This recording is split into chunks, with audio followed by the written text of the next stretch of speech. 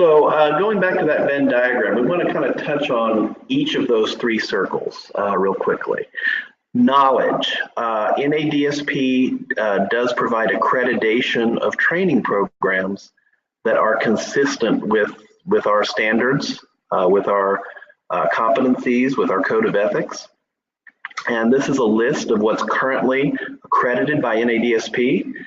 We have one set of curricula that are accredited for direct support professionals and a shorter list that have been accredited for the frontline supervisors of direct support professionals. This list is available on our website. Certainly there's a potential for it to change as new providers of training submit their training programs for NADSP accreditation. But this is what we have right now. All of these programs are NADSP accredited.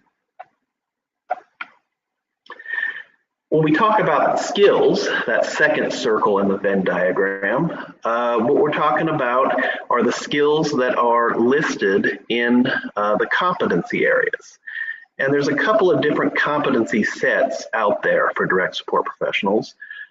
This one is near and dear to our hearts. These are the 15 NADSP competency areas.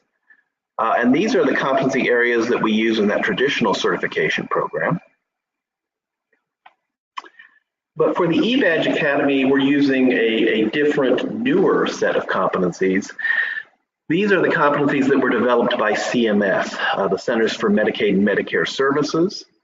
And these competencies are a little different in that they're written to be cross-sector. They're written in a way that they should be applicable to any type of human services, not just services for people with intellectual or developmental disabilities, but any kind of human services.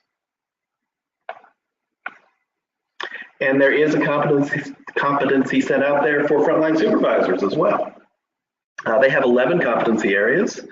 Those were put out by our friends at the University of Minnesota in 2013, and those are the basis for our frontline supervisor certification. No matter the competency set you're using, all of these documents have the same basic structure.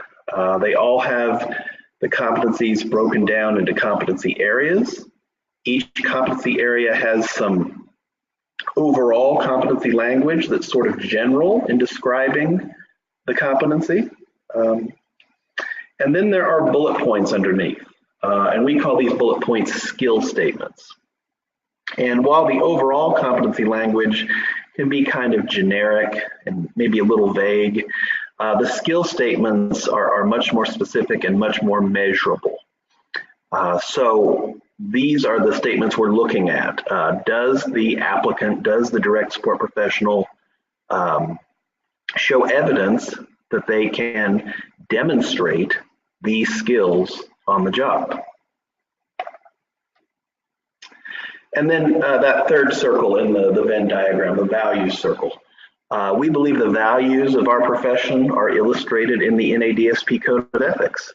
Now, we could spend a whole day talking about the NADSP Code of Ethics. We're not going to do that today. But there are 9 tenets, and you see them listed there on the screen. And these are certainly things that are key to providing quality direct support. It's not just about the knowledge, it's not just about the skills. The values have to be present in the work as well. All right, so let's get into the eBadge Academy.